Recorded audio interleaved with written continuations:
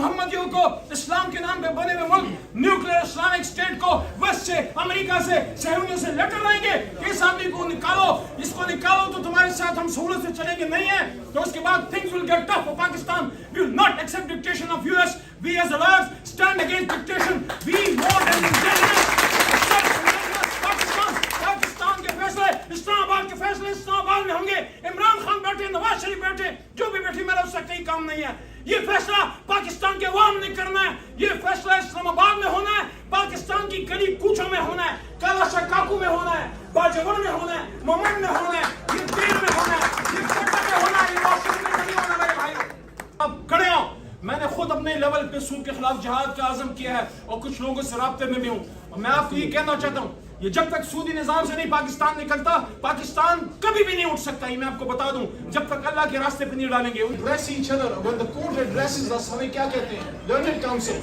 वो क्यों कहते हैं? क्योंकि हमने हर चीज पे मेहनत करनी है.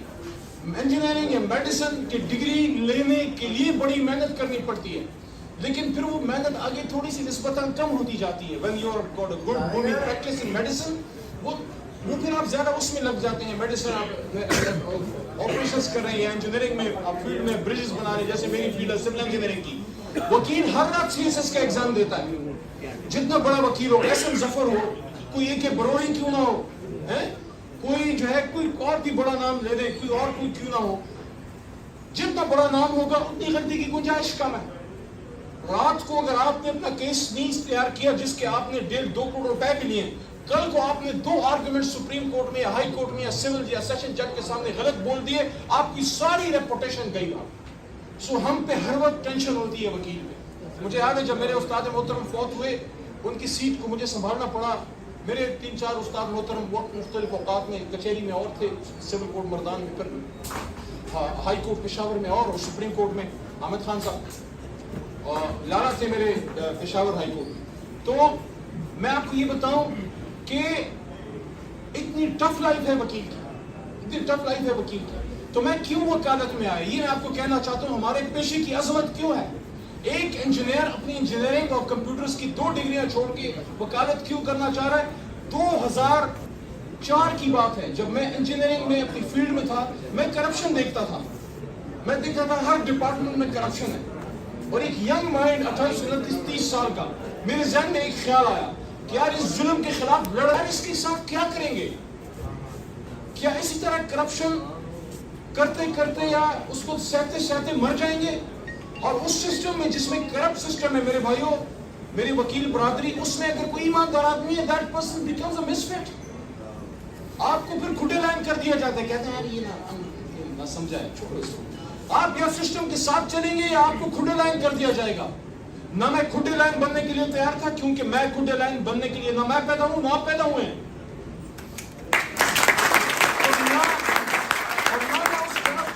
हिस्सा बनने के लिए तैयार था एज एन इंजीनियर, क्योंकि मेरे बदन में अल्हम्दुलिल्लाह मेरे बाप ने हलाल जो है चलाया. तो फिर उस वक्त मेरे जहन में ख्याल आया कि 2 काम कर सकते हैं, या सीएसएस करूं या लॉ. लेकिन सीएसएस में फिर मैंने सुना, अगर किसी ने मोहम्मद अली जिन्ना की जिंदगी स्टडी कर ली, वो किसी वली से कम नहीं था. जो पिछले 1000 साल में वो आदमी जो अल्लाह के नाम पे एक पाकिस्तान दे गया हमें. कायद आज़म मोहम्मद अली जिन्ना की एक स्पीच है, एक तो 25 जनवरी सन 48 की है, जो कराची बार को की थी. वो हर वकील, छोटे वकील जो हमारे जूनियर्स हैं, बच्चों को मैं कह रहा हूँ जो जूनियर्स हैं, आप असबर कर लो.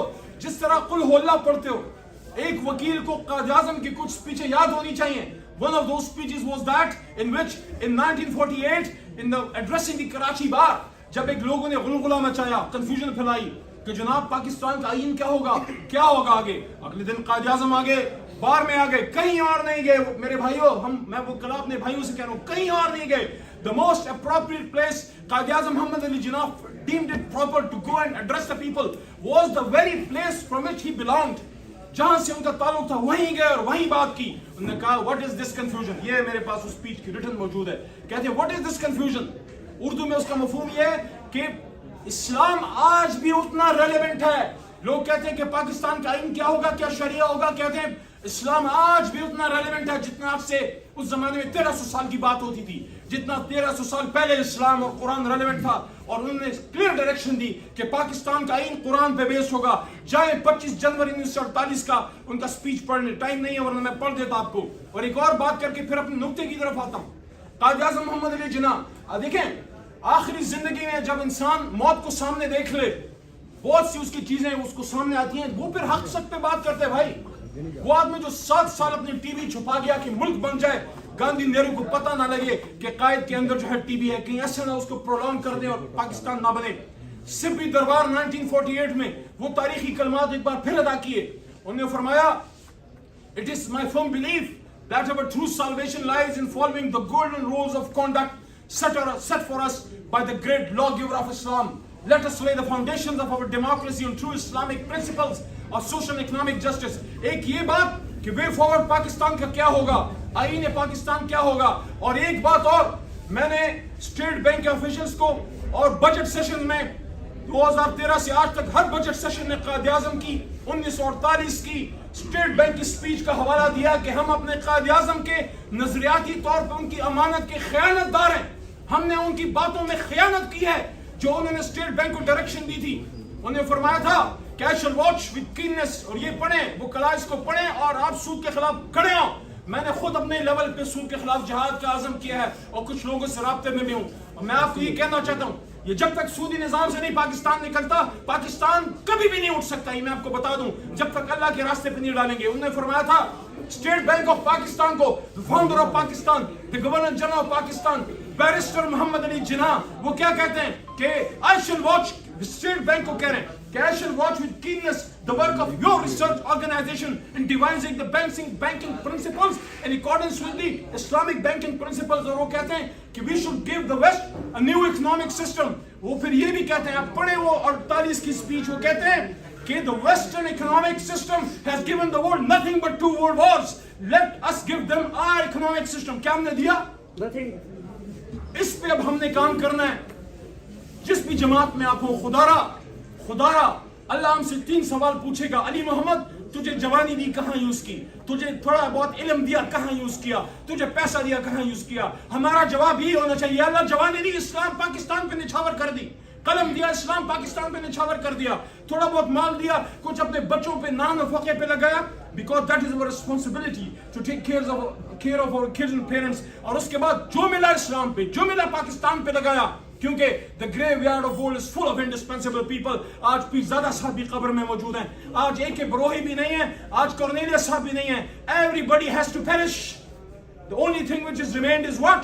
وَمَا تُقَدِّمُوا لِأَنفُسِكُم مِّن خَيْرٍ تَجِدُوهُ عِندَ اللَّهِ. جو تم اللہ کے راستے میں لگاؤ گے اس کو اللہ کے ہاں پالو گے. تو آج جو میں آپ کے پاس آیا ہوں, ایک تو اپنے دل کا درد کہ جس بھی جماعت سے ہمارا تعلق ہو, مضبوط جڑ رہے ہیں, نون لیگی میاں صاحب کی مانے, ہمارے والے خان صاحب کی مانے, لیکن ایک بات میری یاد رکھیں, جہاں اپنے لیڈر کی بات اسلام اور قائد اعظم اور پاکستان کے خلاف نظر آئے, اس کی بات کو دیوار پہ مارو. پاکستان کی بھی خبر قرآن نہیں ہے, یہ کالا کوٹ ہمیں آزاد کرتا ہے تیرے آزاد بندوں کی. ہمارے اپنے مفکر اعظم قلندر درویش کیا کہتا ہے, شاعر مشرق کیا کہتا ہے, تیرے آزاد بندوں کی نہ یہ دنیا نہ وہ دنیا, یہاں مرنے کی پابندی, وہاں جینے کی پابندی. تو اس بات پہ میں ختم کرتا ہوں اور پھر اپنا عرضی آپ کے سامنے رکھتا ہوں کہ قائد اعظم نے, میں قائد اعظم کو بہت فالو کرتا ہوں, اپنے باپ سے زیادہ اس کی رسپیکٹ کرتا ہوں, کیونکہ میرے باپ نے صرف مجھے پالا, قائد اعظم نے پورے پاکستان امت مسلمان کو خدمت کیا. سن 38 میں قائد اعظم کہتے ہیں, سن 38 میں